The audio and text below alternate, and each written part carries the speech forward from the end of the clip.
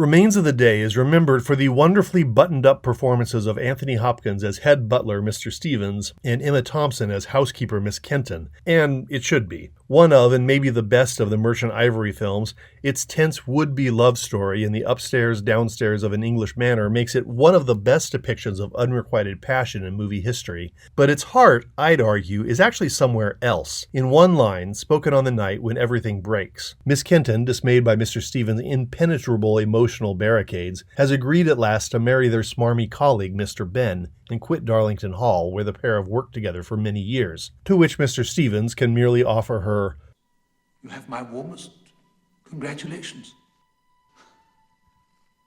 Meanwhile, upstairs, their employer, Lord Darlington, has secretly convened Prime Minister Neville Chamberlain and agents from the Third Reich to forge an agreement that England will not interfere with Germany's aggressions in Czechoslovakia. Darlington's godson, the absurdly named reporter Reginald Cardinal, desperately confronts Stevens to demand why he won't intervene, or at least just voice his opinion about the national betrayal that's happening in the parlor. Stevens replies, "His Lordship is working to ensure peace in our time."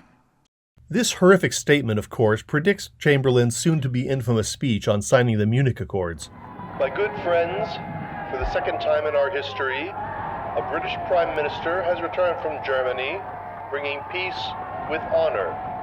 I believe it is peace for our time. And that, I'd say, is the key to this film. Out of the aeroplane stepped Chamberlain with a condemned man stare. Let me back up a couple hours. Unlike the brilliant source novel by Kazuo Ishiguro, which is a rather different animal and takes place largely inside Mr. Stevens' head, the movie mostly follows chronological order, only interrupted occasionally by the frame story of Stevens, who is going to meet Miss Kenton many years later. It all begins one fateful day when Stevens brings both a young Miss Kenton and his own aging father on the staff, and Lord Darlington declares his desire to host a conference to help restore Germany to its pre-World War I glory. This sets up 3 tracks which all run parallel and have their big moments on simultaneous days through the years. Memorably for audience members, the first track is the stunted love story between Stevens and Kenton that never quite blooms. Secondly, there's the household staff, which functions under Stevens and Kenton as a well-oiled machine despite its all-too-human residents, most notably Mr. Stevens Sr. and their feckless employer, Lord Darlington himself. Even before Kenton and Stevens Sr. arrive on the scene, we see our hero Stevens resolutely trying to serve a hot drink to a fox-hunting visitor, and Darlington looking a bit lost amongst the grandeur of his own fox hunt, which he doesn't actually like, but feels he must host to fulfill his duties as a lord. And at a global level, the subterranean rumblings of the coming World War. Both Stevens and Darlington are misguided in their quests by their own compassion. Stevens wishes to honor his father as the great butler he once was, and as Kenton repeatedly points out, is barreling towards disaster.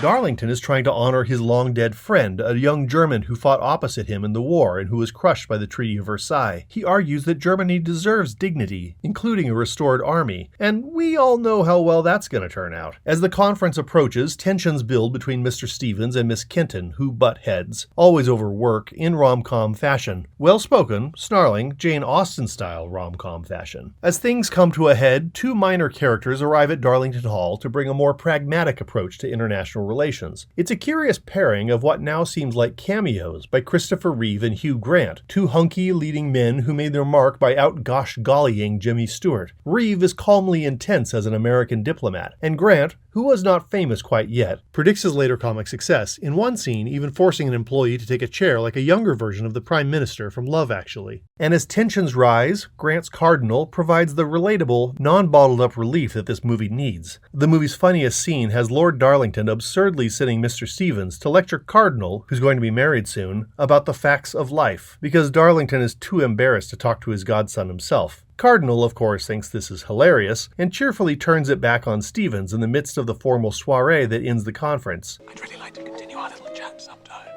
Yes, sir? About nature. I think you're right. I think I should come back in the spring when everything's burgeoning.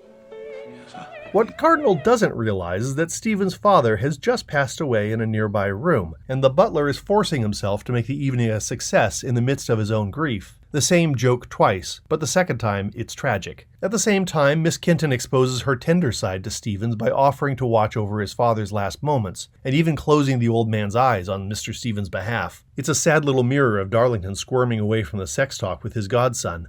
Both Kenton and Stevens are too kind and devoted to refuse to do another person's duty for them. And, of course, the Germans mark their first victory with the sympathetic English gentry. His Lordship is working to ensure peace in our time. The pattern continues with love, work, and war moving everyone's lives along. A pair of Jewish refugees join the staff, and our next crisis comes as Lord Darlington sends these two away, despite Stevens' misgivings and Kenton's near revolt. Darlington bows to the far right's theories. Stevens actually contradicts his employer, albeit weakly, and then Kenton is horrified at Stevens giving in to the racist commands, which is almost a death sentence for these girls. His Lordship is working to ensure peace in our time.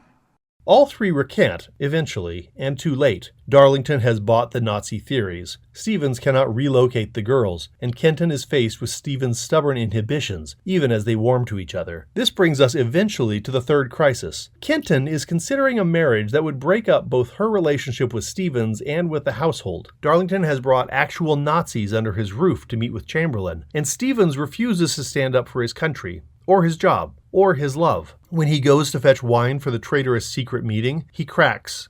The bottle cracks. Oh! England cracks. His Lordship is working to ensure peace in our time. It seems incredible that this man, so devoted to duty and honor, could fail to see how his own reserve is causing the downfall of the country, the manor house, and the love of his life. His cruelty to Miss Kenton is shocking, despicable. It reminds me of the movie 1776, where Congressman John Dickinson stares in horror as his colleague Judge James Wilson decides to launch the American Revolution rather than make a fuss by voting no in Congress. And is that how new nations are formed? By a non-entity trying to preserve the anonymity he so richly deserves.